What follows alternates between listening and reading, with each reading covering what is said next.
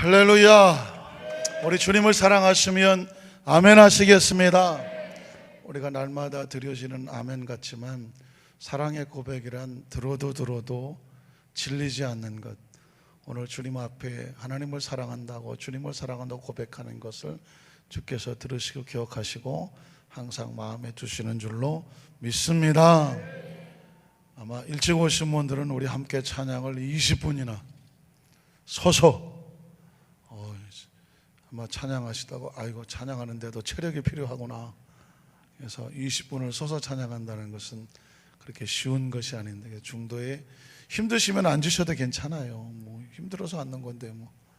그래서 편안하게 앉으시고, 아이고 목사님 또 목사님 다 같이 서서 찬양하는데 아이고 나만 앉아서 어떻게 해요? 괜찮아요. 앉아서 체력적으로 또 힘들면 앉아서 찬양하셔도 되고, 중요한 것은 뭐냐면 앉아있으나 서있으나 그 마음의 중심을 하나님께 드릴 수 있는 찬양을 하나님 기뻐 받으신 줄로 믿습니다. 예배를 우린 하나님께 드리러 나오는 것이거든요. 마음과 기도와 찬양과 때로는 헌신과 봉사와 예물도 우리가 주님 앞에 나와서 드리러 나오는 것입니다. 중요한 것은 예배는 드리러 가는 것이다. 물론 은혜 받으러 갑시다라고 받으러 간다고 하는 표현도 쓸 수 있지만, 드리는 사람, 예배를 드리는 사람에게 은혜도 임하게 되는 거죠. 그래서 예배를 드리지 않는데 은혜가 임할 수는 없습니다. 오늘 함께 찬양하다 보니까 우리 중고등부 학생들도 철회 예배 참석을 했어요. 이렇게 볼 때마다 얼마나 감사한지 몰라요. 사실은 이 철회 예배에 청년들도 가득 차야 되고 우리 중고등부 학생들도 열심히 공부도 해야 되지만 철회 예배도 열심히 올 수 있었으면 좋겠어요.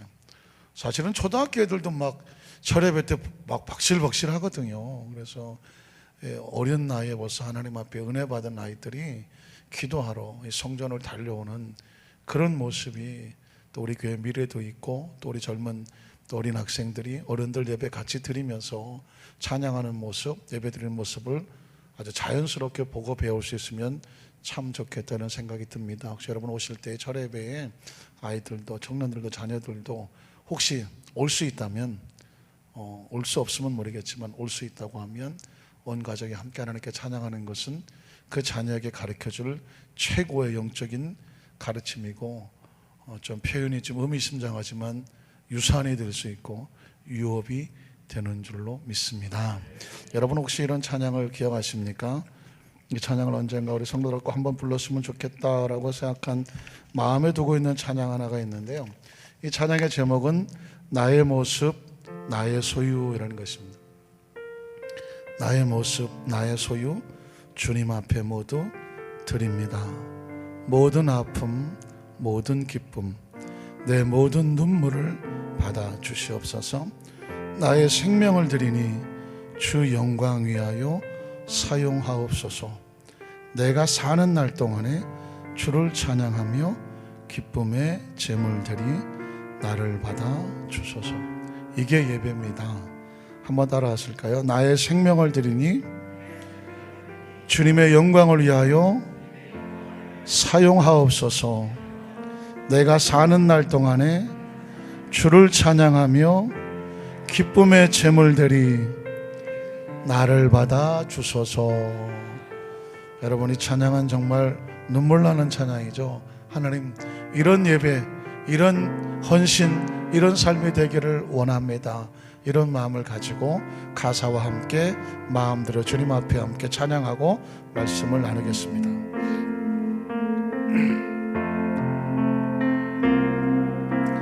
나의 모습 나의 소유 주님 앞에 모두 드립니다. 모든 아픔 모든 기쁨 내 모든 눈물 받아주소서. 나의 생명을 드리니 주 영광 위하여 사용하옵소서. 내가 사는 사는 날 동안에 주를 찬양하며 기쁨의 제물 드리 나를 받아주소서. 우리 다시 한번 두 손을 가슴에 얹고 나의 모습 나의 소유 주님 앞에 모두 드립니다. 모든 아픔 모든 기쁨 내 모든 눈물 받아주소서. 나의 생명을 드리니 주 영광 위하여 사용하옵소서. 내가 사는 날 동안에 주를 찬양하며 기쁨의 제물 드리니 나를 받아주소서. 어제 일과 내일 일도 어제 일과 내일 일도 금과 희망 모두 드립니다. 모든 소망 모든 계획 내 손과 마음 받아주소서. 나의 생명을 드리니 주 영광 위하여 사용하옵소서. 내가 사는 날 동안에 주를 찬양하며 기쁨의 제물 드리니 나를 받아주소서. 나의 생명을 드리니 나의 생명을 드리니 주 영광 위하여 사용하옵소서. 내가 사는 날 동안에 주를 찬양하며 기쁨의 제물 드리니 나를 받아주소서. 우리 잠시 두 손을 가슴에 얹고 묵상으로 기도합니다. 우리의 찬양이 마치 거창해 보입니까? 나의 소유, 나의 모습, 나의 생명, 내가 사는 날 동안 주를 찬양하며 기쁨의 제물 되기 원한다. 나의 생명을 드리오니 주님 영광 위에서 사용해달라고. 마치 우리가 하나님께 무엇을 드리는 것처럼 생각이 됩니까? 드리는 것보다 중요한 것은 그분이 받으신다는 것입니다. 가인은 드리고자 했으나 하나님은 그와 예물을 받지 않으셨습니다. 아벨의 예물은 그와 함께 하나님께 받아들인 바 되어졌습니다. 드려진 바 되었습니다. 하나님, 내가 주님 앞에 예배를 드립니다. 마음과 눈물과 기도와 아픔과 내 생명을 드린 마음으로 예배합니다. 주님 받아주시옵소서. 나의 기도가 주님 받아주실 만한 것입니까? 하나님의 말씀을 듣고 말씀을 받을 만한 삶입니까? 우리 말씀을 듣기 전에 주님, 우리의 심령 속에 하나님의 말씀을 가슴에 받아들임과 함께 내가 주님 앞에 용납되어질 수 있는, 주님 앞에 내 마음을 내어놓을 수 있는 그런 심령으로 주님과 통하게 하여 주시옵소서. 이제 우리 주여 3차 우리 간절히 한번 통성으로 기도했으면 좋겠습니다. 주여 주여 주여. 하나님, 우리의 모습과 우리의 소유를 주님 앞에 모두 드립니다. 내 모든 아픔도 세상에서 하소연하고 여기저기 다니면서 내 아픔 알아달라고 세상에 기웃거리지 아니하고 사람 붙잡고 동정과 불쌍히 여김을 받지 아니하고 내 모든 아픔은 주님 앞에만 내려놓기를 원합니다. 내 안의 기쁨은 하나님 안에서만 있습니다.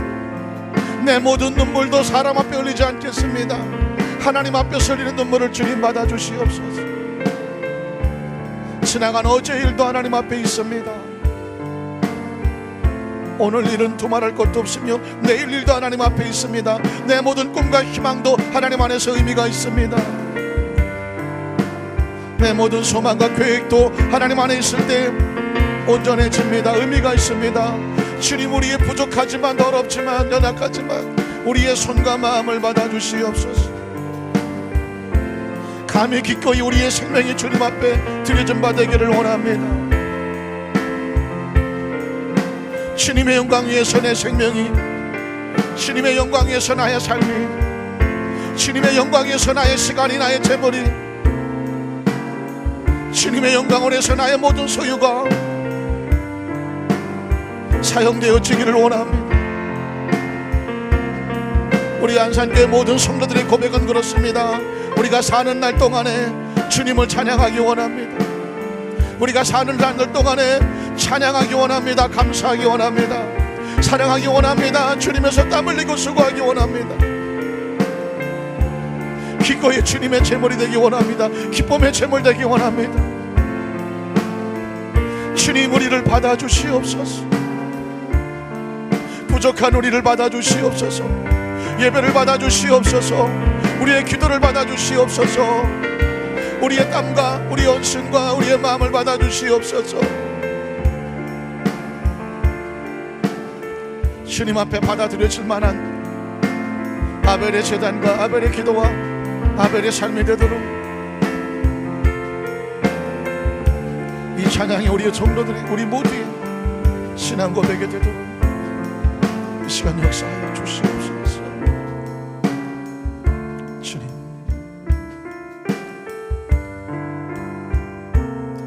나의 생명을 드리며 나의 생명을 드리니 주 영광 위하여 사용하옵소서. 내가 사는 날 동안에 주를 찬양하며 기쁨의 제물 되리니 나를 받아주소서. 하나님 감사합니다.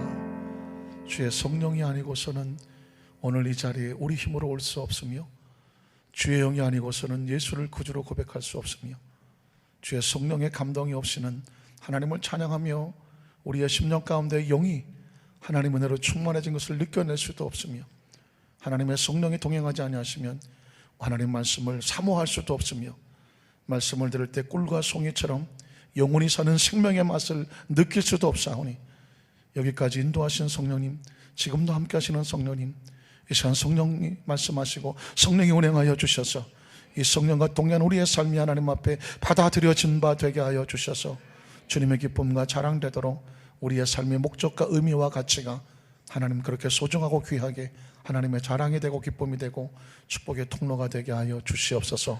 오늘 하나님 말씀하시옵소서. 우리 영이 듣겠나이다. 그리고 말씀을 붙잡고 말씀대로 살아가는 가운데 말씀에 약속된 하나님의 축복과 은총과 은혜가 충만하게 하여 주시옵소서. 예수님 이름으로 간절히 기도드리옵나이다. 아멘. 자, 거기서 한번 축복하십시오. 성령으로 충만하십시다. 할렐루야. 한번 따라 하실까요? 아합 왕의 죽음과 여호사밧의 회복, 이런 제목으로 말씀의 은혜를 나누기 원합니다. 이스라엘 역사가 우리나라 역사와 비슷한 모습을 가지고 있습니다. 그래서 요즘 전 세계에서 유일한 분단 국가 그러면 대한민국, 남한과 북한을 이 한반도의 상황을 그렇게 표현하기도 하는데, 유대 역사도 참 공교롭게도 남쪽과 북쪽으로 갈라져서 역사 속에서 그런 적이 있었습니다. 그래서 우리는 북쪽을 북한이라고 말하는 것처럼 이스라엘도 북쪽은 이스라엘이라고 말하고요. 남쪽을 북한 사람은 남조선이라고 말하지만 우리는 대한민국이라고 말하죠. 그래서 남쪽은 대한민국으로 말하는데 이스라엘은 남쪽을 유대라고 말을 합니다. 그래서 여러분 이 내용을 모르면 성경을 읽다가 이스라엘은 뭐고 유대는 뭐고 너 이스라엘아 그랬다가 또 너 유대 백성아 또 이렇게 말하거든요. 그래서 이게 도대체 약간 좀 혼선이 올 수가 있는데 북쪽 이스라엘 백성을 말할 때 이스라엘이라고 말하고 남쪽을 말할 때는 이제 유다 왕, 이스라엘 왕 이렇게 구분해서 말을 하게 됩니다. 자, 그래서 이 북쪽의 왕들은 전반적으로 좀 우리나라 북한처럼 지도자들이 하나님을 잘 섬기지 않아서 악한 왕들이 많이 있었고요. 남쪽은 선한 왕들이 많았습니다. 그래서 이 남쪽의 유대 왕 가운데 빅3라고 말하는 선한 왕 가운데서도 특별히 3명의 왕을 뽑으라고 하면 히스기야 왕, 아사 왕, 그 다음에 여호사밧 왕입니다. 여호사밧 왕. 그래서 지금 우리 여호사밧 왕에 대해서 말씀을 나누고 있는데 이 여호사밧 왕이 드라마 같은 데 보면은 지난주에 이어서 하게 될 때는 전편에 우리 안산교회 성도들은 거의 수도원 생활하시는 분 같아서 제가 조금만 이렇게 세상적인 얘기를 하려고 하면 상당히 처음 듣는 표정으로 들으셔서 제가 조심스럽긴 하지만 드라마를 연속으로 하게 될 때 옛날엔 연속극이라고 그랬죠. 연속으로 된다 그래서 요즘 연속극이라는 말을 쓰지 않고 드라마라 표현하고 있습니다만은 지난주에 이어서 이번 주에 새로 할 때 기억을 돕기 위해서 전편의 마지막 장면에서 약간 소개를 하게 되죠. 여러분 여호사밧 왕의 생애 그 사람의 그 신앙의 모습을 보면서 잘 가르쳐 주는 게 역대하 18장 1절로 3절입니다. 아주 절묘한데요. 특히 1절만 봐도 아는데 여호사밧이 부귀와 영광을 크게 떨쳤다. 누구로 말미암아?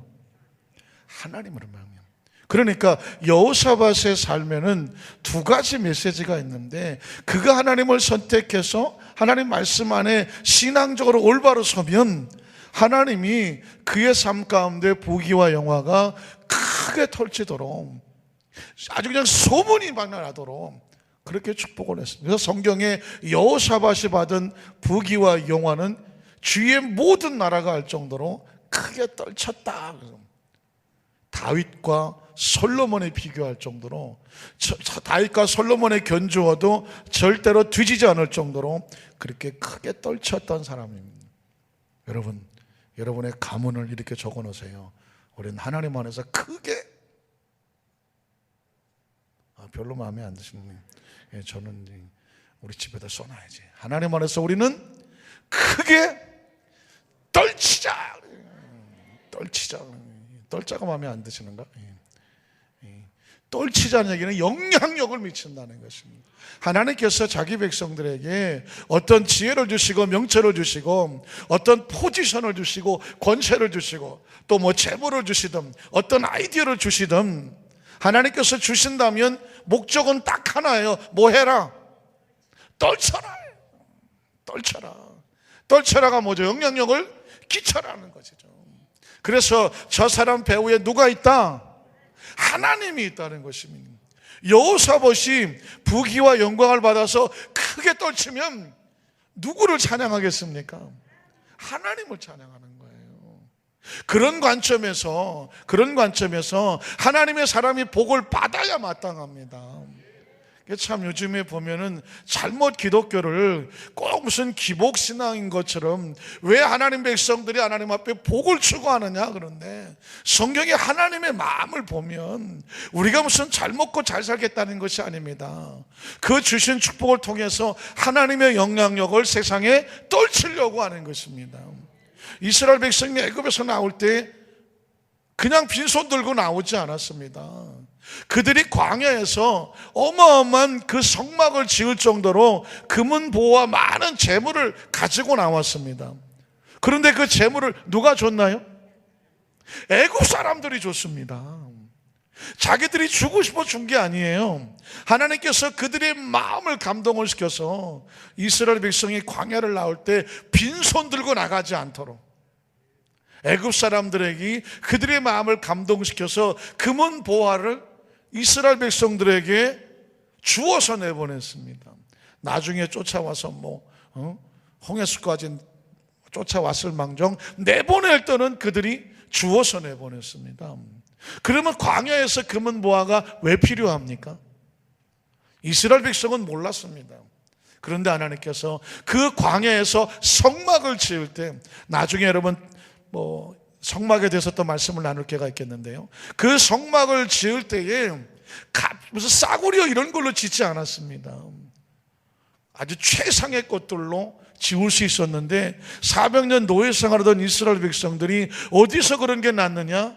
하나님께서 세상의 재물을 하나님 백성들에게 부어주시고 그걸 통해서 하나님의 영향을 끼치도록 하나님이 주셨습니다.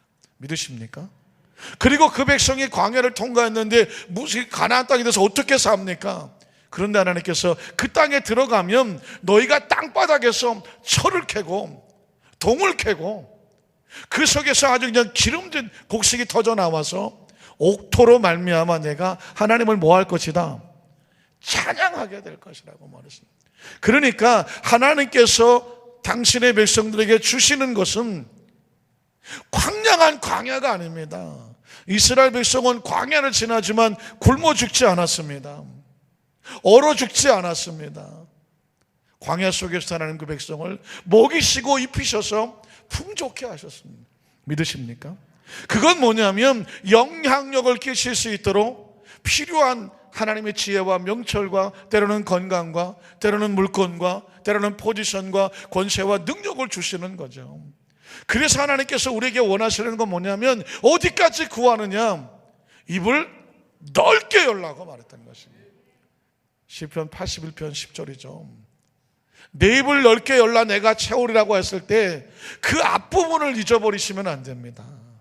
나는 너를 그 애굽의 황량한 땅에서 노예 생활한 곳에서 건져낼 때에 너희를 빈손 들게 하지 아니하고 그 광야에서 굶어 죽지 않게 하고 먹이고 입히고 풍족하게 했던 야훼 내 하나님이니 믿으십니까?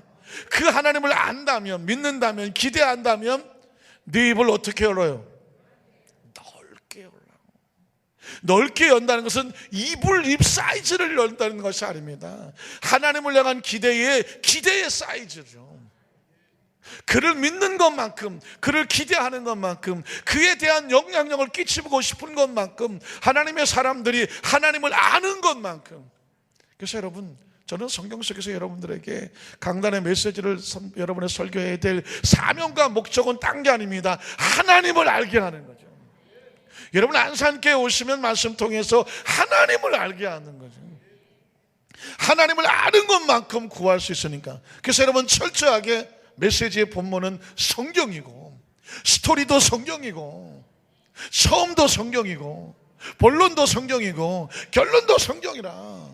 여러분이 만약 여기 와서 예배를 드리고 말씀을 듣고 나갈 때 머릿속에 온통 하나님의 말씀으로 채워서 나가면 믿으십니까? 하나님을 그만큼 아는 것이고 그 약속을 붙잡고 기도하면 하나님은 어디다 축복하시냐면 약속 위에 축복하시는 것입니다. 믿으십니까? 그래서 여러분 늘 제가 마치 레파토리처럼 하는 얘기가, 우리 교회가 전 세계에서 큰 교회는 아니다. 그러나 전 세계에서 가장 크고 싶다. 뭐가? 또 그새 잊어버리셨군요. 얼마나 날마다 새로운 말씀이죠. 는 너무 재밌어요.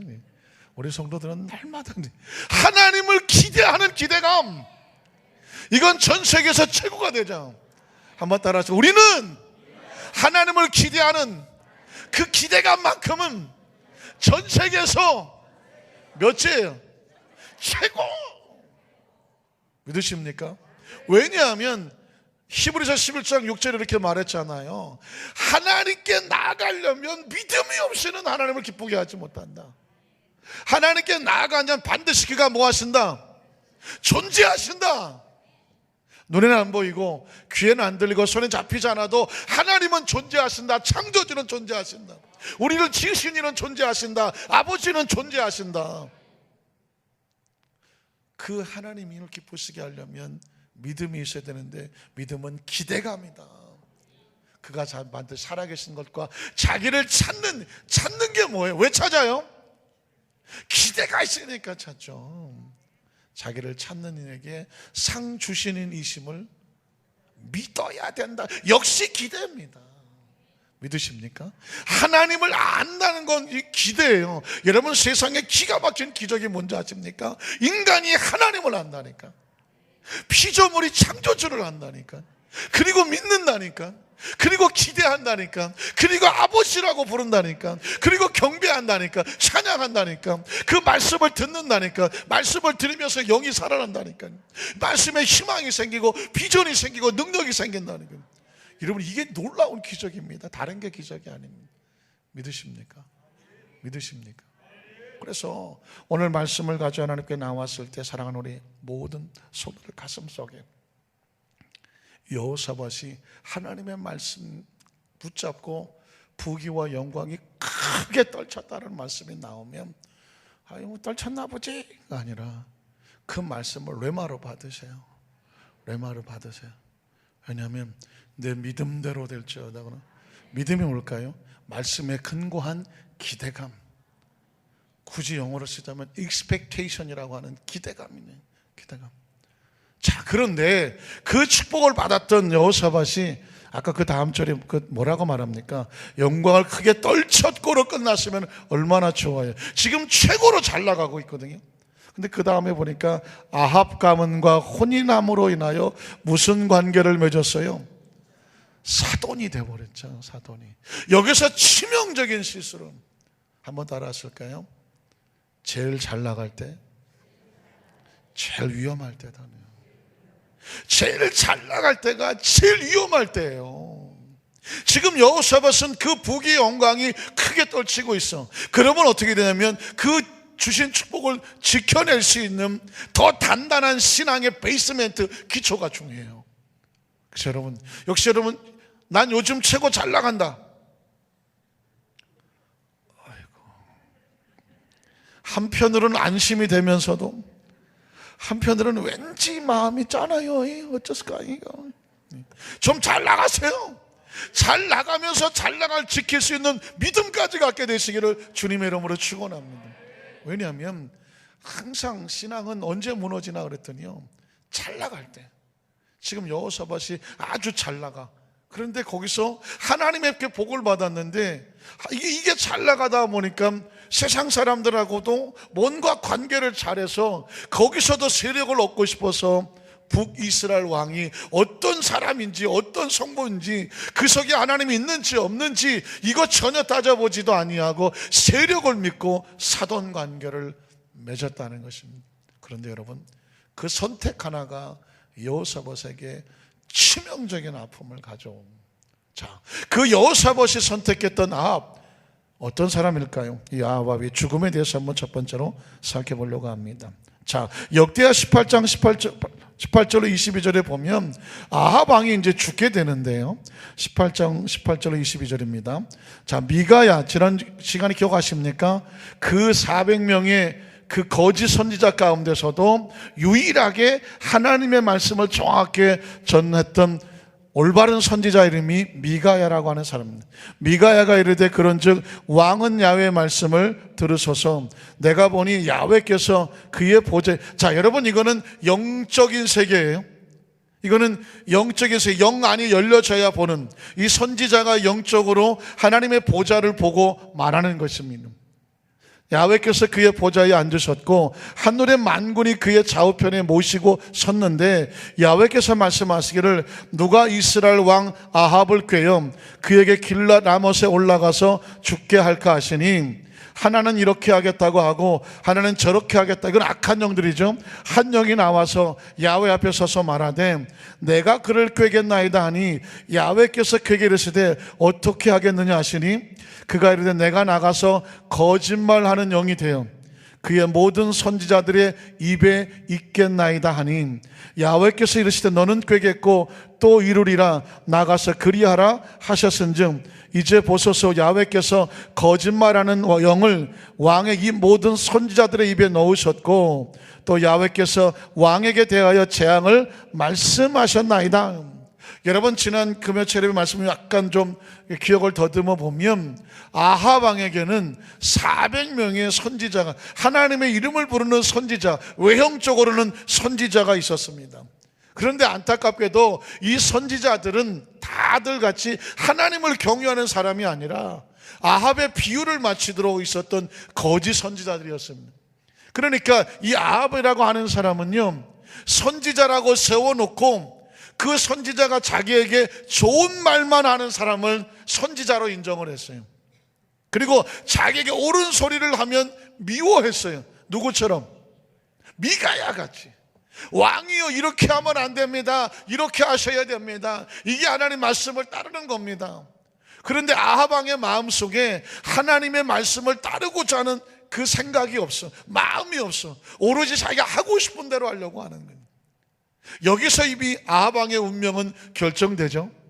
자기가 하고 싶은 대로 사는 사람은 하나님이 필요할까요? 필요하지 않을까요? 필요가 없어요. 하나님이 필요 없는 사람은 그의 운명은 자기가 책임져야 되는 것입니다.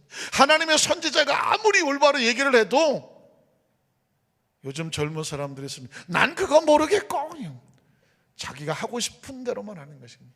여기서 운명이 갈라집니다. 그래서 미가야라고 하는 선지자가 얘기를 하는 것입니다. 지금 왕에게 말하는 저 400명의 선지자는 내가 영안을 열어서 하나님의 보좌를 보니까 거짓말하는 영이 그 400명 속에 들어가서 왕에게 거짓 영을 말하는 거니까 왕이시여 영 분별을 하시옵소서. 나는 지금 하나님께서 하신 말씀대로 올라가면 죽는다고 말하는데 이 400명의 선지자들은 올라가면 승리한다고 말하니 이제 선택은 왕이 하시는 것입니다. 한번 따라 하실까요? 신앙생활에는 영분별이 필요합니다.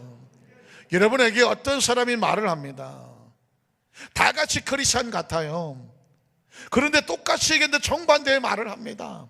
그렇게 말을 할 때에 여러분이 선택하려면 어떻게 해야 되냐면 말씀에 근거하셔야 돼요. 영분별은 다른 것으로 하지 않습니다. 말씀에 근거해야 됩니다. 그리고 그 말씀을 어떻게 정확히 해석해야 될지, 기준이 돼야 모를지는 주의 종에게 물어보세요. 주의 종들에게 정확하게 물어보세요.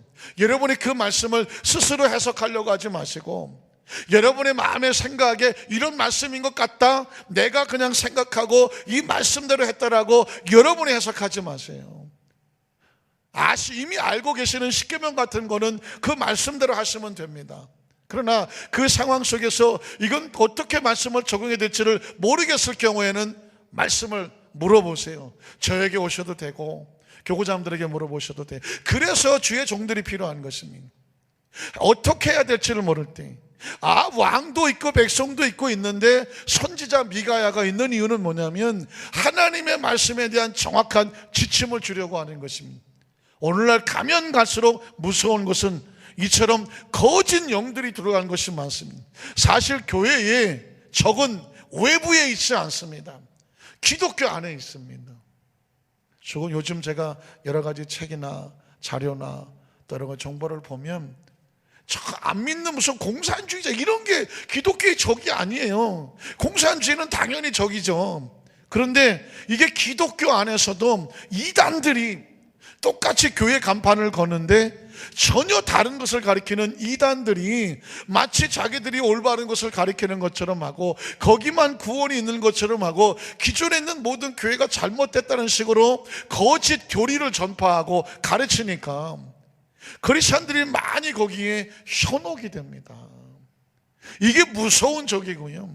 최근에는 보면 또 여러 학자들이 무슨 비교 종교학을 연구했다든가 철학을 또 연구했다든가 이렇게 여기저기 뭔가 기독교 냄새를 풍기는데 책이라든가 신문에 보면 기독교에 대해서 아주 비판적으로 얘기하고 그리고 예수님이 무슨 동정녀 마리아 탄생이 난 것이 과연 진실이라고 믿는가? 이런 식으로 자꾸 성도들에게 믿음이 흔들어 넘어주면서 그런 것들이 신문지상에 나오고 또 페이스북에 나오고 SNS 나오고 젊은 사람들에게도 계속 이것이 유포가 되면서 근본적인 크리스찬들의 신앙의 뿌리를 흔들려고 하는 것은 불교에서 얘기하는 것이 아니라 크리스찬의 탈을 쓰고 있는, 이 사람 교회 나가는 것 같은데, 크리스찬 같은데, 그런데 그 책을 보면 제가 깜짝 놀란 교수 하나가 책을 썼는데 제목이 뭐냐면 보살 예수예요. 이게 가능합니까? 보살 예수라고 붙여놔서. 보살은 어디서 쓰는 말이에요? 불교에서 쓰는 말이거든요. 예수는 크리스찬이 쓰는 거거든요. 우리가 믿는 주님이거든요. 그런데 책 제목이 보살 예수야. 그러니까 부처가 예수고 예수가 부처다, 이런 식으로. 하는데 그 사람이 뭐란, 자기도 크리스찬이래. 크리스찬의 입장에서 기독교를 비판한다, 이런 걸 쓰는 거예요. 학력도 화려해. 외국에서 유학을 하고 무슨 종교 철학, 비교 종교학, 서울대 철학과 이러고 나와서 학생들을 가르치고 강론을 하니 젊은 사람들 볼 때 얼마나 어이가 없겠어요. 가만히 들어보면 이 사람에게는 논리가 신문 전편에 나와 있는데 보니까 영적인 게 없어. 철학을 가지고 성경을 해석해 보려고 하니까 전부 다 논리적으로 접근하려고 하는 거예요. 여러분, 성경은 저자가 누군가요? 성령이거든. 믿으십니까? 기억하십시오. 하나님 말씀의 저자는 누구다? 성령이에요. 이건 철학으로 도무지 안 되는 거예요. 이건 비교 종교학으로 되는 게 아닙니다. 국문학으로, 역사학으로 되는 게 아닙니다. 제가 그런 얘기하죠. 성경 속에는 3차원과 4차원이 섞여 있더라. 4차원의 성령의 조명이 없이는 성경은 이해도 되지 아니하고 알 수도 없는 것이다. 예수님 말씀하시기를, 아버지 감사합니다, 이 하나님의 비유의 말씀을 지혜 있는 자에게는 감추시고 어리석은 자에게 눈을 열들어서 알게 해주시니 감사합니다. 뭘까요? 그 당시에 공부를 많이 하고 많이 배웠다는 지혜로운 자는 성경을 봐도 몰라. 그러나 베드로나 예수님의 제자같이 좀 무식해 보이지만, 그러나 예수님께서 말씀을 깨우쳐 주시니까 하나님 말씀을 알게 되는 것입니다. 믿으십니까? 그래서 여러분, 기독교적인 냄새를 풍기고 공부를 한 것 같은 글이나 책이나 어떤 길거리에서 어떤 전도지를 주고 어떤 성경 공부를 하자든가 세미나를 가자고 할 때에 그 겉모양을 보고 절대로 따라가면 안 됩니다. 왜냐하면 오늘 성경에도 보니까 미가야가 그런 영적 분별을 얘기합니다. 지금 왕에게 선지자의 모습을 하고 400명이나 그 전쟁에 나가라고 충동질을 하는데 배후에 누가 있어요? 거짓말하는 영이 있었습니다. 진정한 하나님의 영을 가지고 말씀하는 선지자는 딱 하나, 미가야밖에 없었습니다. 오늘 여러분이 만나는 사람이 늘 만나는 사람이면 괜찮지만 처음 만나거나 또 어떻게 연결돼서 만나는 사람과 대화를 하게 될 때 먼저 영분별을 하세요. 이 사람이 지금 영의 사람인가 영의 사람이 아닌가. 영의 사람이 아니면 금방 대화에 범문합니다. 육의 사람은요, 영이 없는 크리스찬이 아닌 육의 사람하고 대화를 하면 혹시 조금 처음엔 좀 재미가 있을지 모르지만 금방 영이 피곤합니다. 영의 사람은 누구를 만나야 영이 사냐면 같은 영의 사람을 만나야 돼. 그래야 대화가 기름지고 시간 가는 줄 모르고 같이 서로 은혜가 돼요. 그런데 그 영이 아닌 세상 사람하고 섞여서 같이 잠깐 취미생활하고 하면 처음엔 좀 재미있는 것 같은데 금방 영이 지쳐버려요. 왜냐하면 영은 영끼리 통하거든요. 또 만약에 대화를 하는데 그 사람이 같이 크리스찬인 것 같은데 대화를 하는데 내 영이 힘들어. 분명히 저 사람 크리스찬인 것 같고 저 사람 신앙 가진 것 같은데 같이 대화를 하는데 영이 부딪혀. 뭔가 영적인 느낌이 안 좋아. 그렇다고 한다면 영적인 분별이 필요해요. 그 사람이 영의 사람이지만 그 영이 하나님의 성령이 아닐 경우에는 영이 힘듭니다. 분별을 해서 영의 사람, 같은 성령의 사람하고 같이 동행을 하고 대화를 하고 같은 일을 해줘야 영이 피곤하지가 않아요. 요즘은 미가야 한 사람만 올바른 영이 있고 400명의 거짓 영이 있는 것처럼 진정한 영을 가진 사람들보다는 오히려 혼탁한 잘못된 영을 가진 사람들이 더 세상에 많이 있어요. 그래서 뭐가 필요하다? 영적인 분별력이 필요한 것입니다. 아합 왕이라는 사람이 왜 그렇게 하나님을 떠나서 엉망진창이 갔더니 그 주위에 소위 선지자라고 하는 사람이 거짓 영에 잡혀진 그런 사람들이었습니다. 자, 그래서 역대하 18장 23절로 27절에 보면 아합 왕이 누구 말을 듣나 보십시오. 그나아나의 아들 시드기야가, 이 사람이 바로 400명의 거짓 선지자 중에서 대표적인 사람입니다. 시드기야가 가까이 와서 미가야가 누구죠? 올바른 선지자, 선한 선지자의 뺨을 치며 이르되, 야훼의 영이, 자기도 그렇게 말을 합니다. 자기도 야훼의 영을 받았다고 말하지만 실제로 무슨 영이었었죠? 거짓 영이었습니다. 그런데 자기가 마치 야훼의 영을 받은 것처럼 그렇게 주장을 하는 것입니다. 야훼의 영이 나를 떠나 어디로 가서 내게 말씀하더냐 하는지라. 미가야가 이르되 네가 골방에 들어가서 숨는 바로 그날에 보리라. 거짓 영에 잡힌 자는 하나님의 영에 의해서 반드시 심판받을 날이 오게 됩니다. 그래서 미가야가 말하는 것입니다. 네가 골방에 들어가 목숨이 위험해서 숨는 그날 네 속에 있는 영이 하나님의 영이 아니라 거짓 영이 온 것을 알게 될 것이다. 25절에 이스라엘 왕 누구죠? 아합이죠. 아까 그랬죠. 유다 왕은 여호사밧이고 이스라엘 왕은 아합이다. 이름이 안 나올 경우라도 분별이 되죠. 이스라엘 왕 아합이 이르되 미가야를 잡아 시장 아몬과 왕자 요아스를 끌고 돌아가서, 자, 지금 아합 왕은 누구를 선택하고 있어요? 거짓 선지자 시드기야와 400명을 선지하고 정직한 선지자 미가야를 감옥에 집어넣어버리라고 하는 것이죠. 자, 그 다음 절을 보면 왕이 같이 말하기를 이놈을 오게가, 이놈이 누구예요? 미가야였었죠. 오게 가두고 내가 평안히, 자기는 지금 평안히 돌아올 거라 생각하죠. 그 사람 고난의 떡과 고난의 물을 먹게 하라 하셨나이다 하니 27절에 미가야가 이르되 왕이 참으로 평안히 돌아오시게 된다면 야훼께서 내게 말씀하지 아니하셨으리이다 하고 또 이르되 너희 백성들아 다 들을지어다 하니라. 자, 지금 아합 왕은 하나님의 선지자의 말을 듣지 아니하고 시드기야와 거짓 선지자의 말을 들었습니다. 결과가 어떻게 될 것 같습니까? 자, 역대하 18장 28절 29절에 보면 여기서 아합 왕이 아주 잔머리를 쓰고 있습니다. 자, 잔머리, 어떤 잔머리를 쓸까요?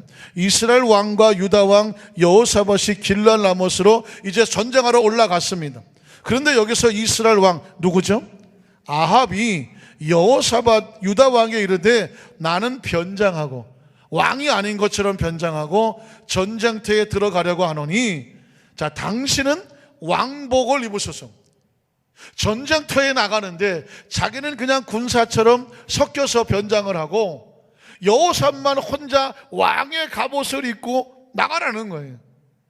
자, 그럼 어떻게 될 것 같아요? 적군이 누구만 공격하러 올 것 같아요? 여호사밧만 공격해요. 아니, 여기 저 군대생활 안 하신 권사님들도 다 아는데, 아니 적군 위에서 아니 왕복을 입고 나타나면 적군은 그 여호사밧만 공격하려고 할 건데, 이 아합이 잔머리를 쓰기를 자기는 왕복을 벗을 테니 당신은 왕복을 입으소서. 그 얘기는 뭐예요? 나는 살겠고 당신은 죽든지 말든지 모르겠다. 적들의 공격을 여호사밧이 돌리려고 잔머리를 썼어요. 그래서 이스라엘 왕이 변장하고 둘이 전쟁터로 들어갔는데 여호사밧이, 이 양반이 생각보다 순진하네. 아합 왕이 그렇게 얘기를 하면 이게 뭔가 꼼수가 있다고 생각해야 되는데 아마도 아합을 철석같이 믿었던 것 같아요. 여러분, 그래서 그 다음 절 어떻게 됐나요? 아람 왕이 29절 봤나요? 29절 전쟁터로 들어갔죠. 자, 그래서 30절에 가면 아람 왕이 그 아합이 잔머리를 썼지만 인간의 잔머리는 하나님 앞에서 반드시 벗겨질 날이 옵니다. 혹시 잔머리에 능하신 분이 계십니까? 잔머리에 혹시? 괜찮아요. 잔머리에 능하십니다. 제가 잔머리가 어마어마합니다. 그래서 제가 잔머리가 어마어마한데 잔머리가 어마어마하다 보니까 내 앞에서 잔머리 하는 사람을 알겠더라고. 아주 그 전인데, 아니 그 어떤 직원 하나가 저한테 보고를 하는데 딱 보니까 이게 잔머리야. 그래서 제가 그랬어요. 요건 요렇건 요렇건 요런데 이거 왜 이렇게 했어? 그랬더니 어떻게 하셨어요? 그래서 제가 그랬죠. 내가 잔머리의 고수야. 내 앞에서 잔머리 쓰면 다 보인다? 그랬더니 다시는 잔머리를 안 보이겠다고 그러더라고요. 그래서 제가 그랬어요. 이 우주를 통틀어서 잔머리의 고수는 누구예요? 누굴 것 같아요? 목사님? 하나님이지. 여기서 말하는 잔머리는 모든 계획에 대해서 꽁수든 정수든 그 모든 수단과 방법을 다 알고 계시는 분이 누구예요? 하나님이죠. 그러니까 그 앞에서 꽁수를 피고 잔머리를 피면 하나님이 넘어갈까요? 안 넘어갈까요? 그런데 넘어갈까봐 잔머리를 피는 거지. 여러분, 하수는 고수를 절대로 못 당합니다. 아합 왕은 지금 하나님 앞에서 꽁수를 피고 잔머리를 굴렸어. 하나님이 넘어갈까요? 그렇게 해서 왕복을 입은 여호사밧은 죽고 변장하고 숨어있는 아합 왕은 살까요? 여러분, 이 꽁수가 어떻게 뒤집히는지 아까 그 성경을 볼까요? 3절에 아람 왕이 아람 왕은 아까 상대편 왕이죠. 그의 병거 지휘관들에게 이미 명령하여 이르기를 너희는 작은 자나 큰 자나 더불어 싸우지 말고 오직 누구만 잡아라. 이스라엘 왕이 누구예요? 아합 왕. 그 당시 북이스라엘의 잔머리의 대왕, 자기만 살라고 했었던 이스라엘 왕하고만 싸우라고 상대편에다가 이미 지시를 다 해놨어요. 자, 그래서 어떻게 됩니까? 병거의 지휘관들이 여호사밧을 보고 말하되 이가 이스라엘 왕복을 입고 있으니까 저 사람이 아합인가 보다 하고 그를 죽이려고 공격을 하고 왔는데 그와 싸우려 한즉 여기서 기가 막힌 장면이 하나 나옵니다.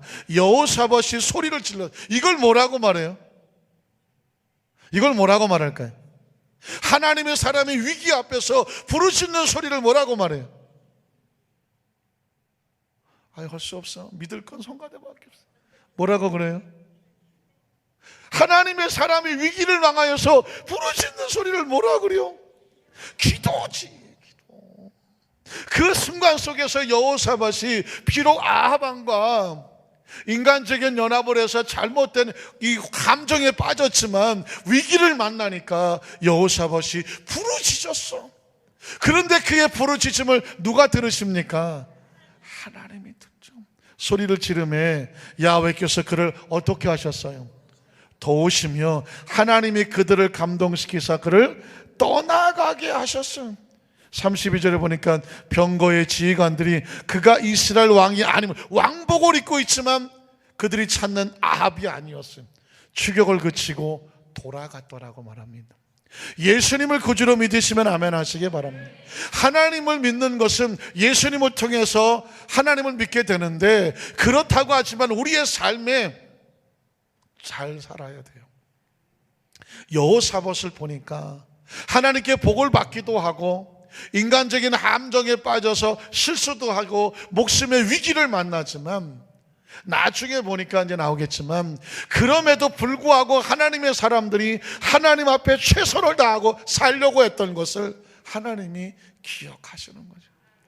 여호사밧이요 아합과 같이 똑같은 사람이었으면 여호사밧은 거기서 죽었습니다. 근데 여호사밧과 아합 왕은 다른 사람이에요.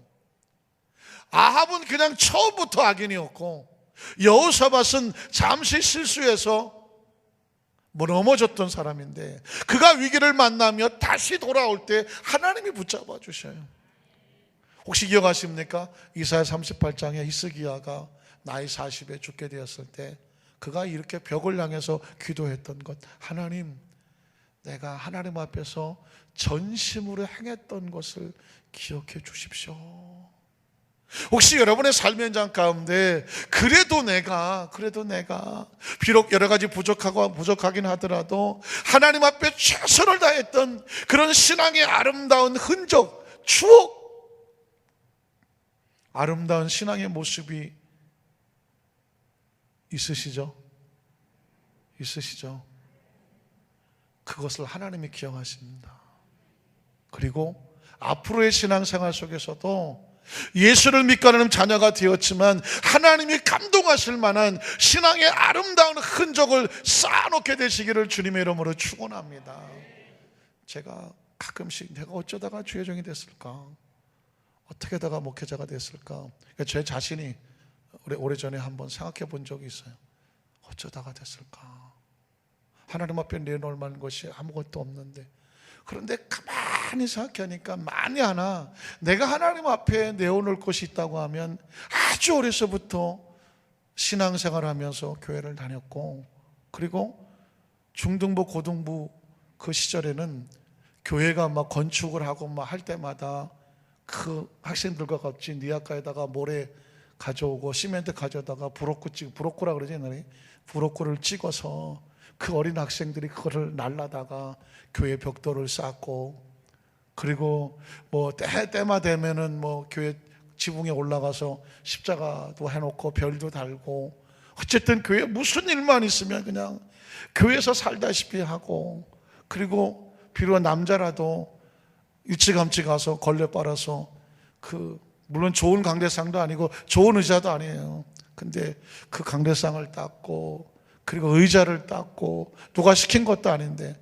창문에 먼지를 닦고, 아이들하고 그냥 그 당시는 그게 당연했어요. 먼저 오는 사람들이 청소도 하고 의자도 똑바로 놓고 바닥도 쓸고 뭐 이런 것들을 하면서도 너무너무 기뻐하고, 그리고 어린 나이지만 학교 갔다 오면 꼭 교회 와서 기도하고 공부도 교회 와서 하고, 그러다가 집에 가고, 가만히 생각하면 하나님, 제가 하나님 앞에 한 게 아무것도 없는 것 같은데 어쩌다가 여기까지 하나님이 선택하셨을까요? 라고 문다면 뭐 내놓을 게 있나요? 그런데 아주 어린 나이부터 예배를 사랑하고 말씀을 사랑하고 또 어떤 신앙생활 하면서부터 뭔지 모르지만 그냥 정말 아무런 대가 없이 하나님을 섬겼던 그런 어떤 작은 흔적과 기억들이 문득 오래전에 제 머릿속에 혹시 하나님 그걸 보셨을까요?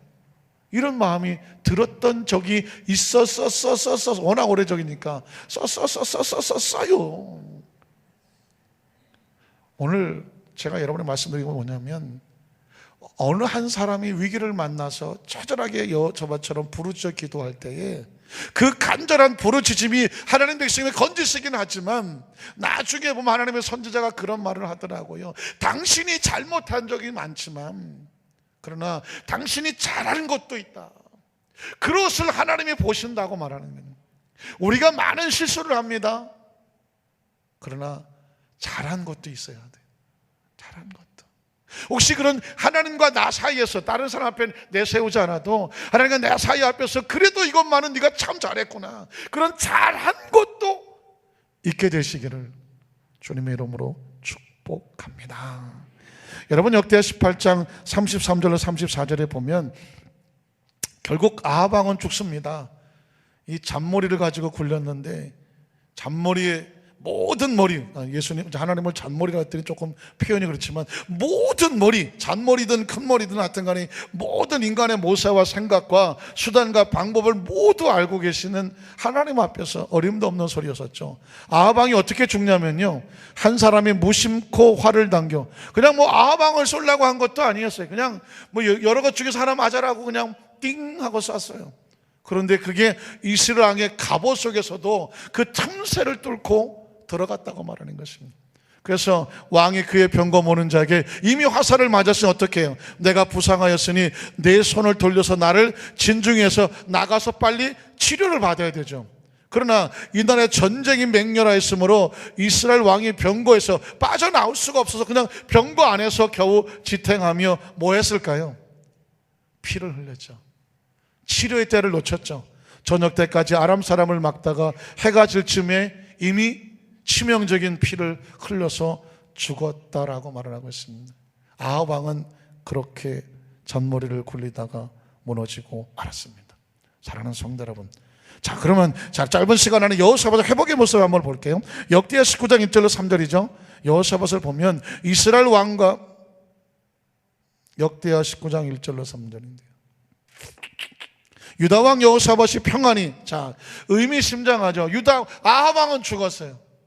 유다 왕은 이제 평안히 죽지 아니하고 예루살렘으로 돌아와서 그의 궁으로 들어갔는데, 하나님의 아들 선견자 예후가 나가서 여호사밧을 맞아 이렇게 말합니다. 여러분, 이 이야기를 꼭 요절처럼 기억하십시오. 전쟁에 돌아온 여호사밧에게 폐부를 찌르는 선지자의 메시지가 들어갑니다. 악한 자를 돕고, 악한 자가 누구예요? 아합이죠. 야훼를 미워하는 자들 누구예요? 아합이에요. 그리고 선지자들이죠. 그 거짓 선지자들을 사랑하는 것이 옳습니까? 라고 물었습니다. 그 다음 절 볼까요? 그러므로 야훼께로부터 진노하심이 왕에게 임합니다. 사실은요, 하나님의 감정으로 분풀이 하시는 분이 아니라 여호사밧 왕이 하나님을 떠나서 아합과 동맹하는 순간 그는 하나님의 보호가 아니라 세상적인 실패 속에 무너지게 되어 있는 겁니다. 제가 혹시 기억하십니까? 바깥에 지금 비가 쏟아집니다. 지금 온다는 게 아니고요, 바깥에 비가 쏟아집니다. 내일 오후에 비 옵니다. 오후에 어디 나가시려면 우산 들고 다니셔야 됩니다. 비가 쏟아질 때에 바깥에 나가면 비 맞습니까? 안 맞습니까? 비 맞습니다. 그러나 안에 들어오면 누구든지 비가 맞지 않습니다. 하나님의 나라는 감정과 기분에 따르는 것이 아니라 법칙에 따르는 것입니다. 떠나면 누구든지 비 맞습니다. 들어오면 누구든지 삽니다. 믿으십니까? 여호사밧이라도 아합 왕과 더불어 전쟁터에 나가니까 죽을 위기를 만나는 것입니다. 그리고 그에게 또다시 다른 위기가 찾아옵니다. 무슨 말씀하셨습니까? 왜 나에게 하나님이 살아계시면 이런 일이 있느냐? 왜 그랬을까? 누구 때문에 그럴 것 같아요? 나 때문에 그런 거예요. 나 때문에. 내가 나가서 그런 거예요. 그럼 어떻게 해야 돼요? 알기는 들어와야죠. 들어오는 거예요. 내가 혹시 여호사밧처럼 잠깐 실수하고 아니면 욕심이나 함정에 빠져서 아합과 같이 동행하고 나가서 잠시 나갔더라도 이거 아니다 싶으면 뭐 해라? 돌아와야죠. 들어오면 사는 거예요. 아까 그러잖아요. 여호사밧이 하나님의 은혜로 돌아왔어요. 그때 선지자 예후가 말하는 것입니다. 왜 악한 사람을 사랑합니까? 왜 하나님 미워하는 사람과 더불어 동맹을 맺습니까? 그러면 문제가 생깁니다 라고 말합니다. 그 다음 절 한번 마지막으로 볼게요. 그 다음 절 보면, 그러나 왕에게 뭐한 일도 있었어요? 선한 일도 있었어요. 이게 또 두 번째 메시지입니다. 하나님 앞에 우리가 선한 일도 있어야 돼요. 왕에게 선한 일도 있었으니 이는 왕이 아세라 목상들을 이 땅에서 없애고 마음을 기울이 하나님을 어떻게 했어요? 찾았어요. 그러니까 여호사밧이 우리에게 주는 메시지는 이 사람도 극히 인간적인 사람이었어요. 이 유대 왕의 빅3였었지만 그도 우리와 성정을 가진 사람이나, 한때는 마치 산꼭대기에 올라가서 하나님을 열심히 섬기며 복도 받아서 크게 떨치는 사람 같았으나, 또 한편으로는 또 세상의 사람들이 또 와서 이렇게 잘해주니까 거기에 더불어서 아합 왕과 더불어서 함께 전쟁에 나가기도 하는, 실수하는 모습도 보여줍니다. 그러나 여호사밧 왕과 아합 왕의 차이가 뭐냐면, 아합은 처음부터 하나님 마음이 없었고 도중에도 없었고 선지자가 그에게 얘기를 해줘도 안 따랐고 결국은 잔머리를 쓰다가 쓸쓸히 전쟁터에서 사라졌습니다. 여호사밧은 실수했지만 그 위기 속에서 하나님을 부르고 하나님께로 돌아오고, 이 선지자 예후가 말했을 때 아합 왕은 미가의 말을 듣고 미가를 걷어차고 감옥에 쳐버렸지만, 여호사밧은 예후의 말을 듣고 왕이지만 그 말에 순종합니다. 그래서 그 다음 절에 보면 이스라엘 백성을 다 끌고 나가서 하나님의 성전 앞에 나가서 금식하면서 통곡하고 엎드려서, 하나님 우리가 잘못했습니다. 그리고 어떻게 할 줄도 모르니까 하나님만 바라봅니다 해서 나온 기도가 오직 주만 바라보나이다. 감상적인 얘기도 아니고 멋있는 얘기도 아닙니다. 하나님 말고 다른 거 이것저것 바라보다가 처절한 위기를 만나서 이제는 뼈저리게 나오는 고백입니다. 오직 주님만 바라봅니다. 오늘 저와 여러분의 삶의 장 가운데 오늘 이 여호사밧의 회복이 날마다 우리 가운데 있어서 오늘 우리의 기도도 오직 주만 바라보나이다, 그런 축복의 주인공 되시기를 주님의 이름으로 축원합니다.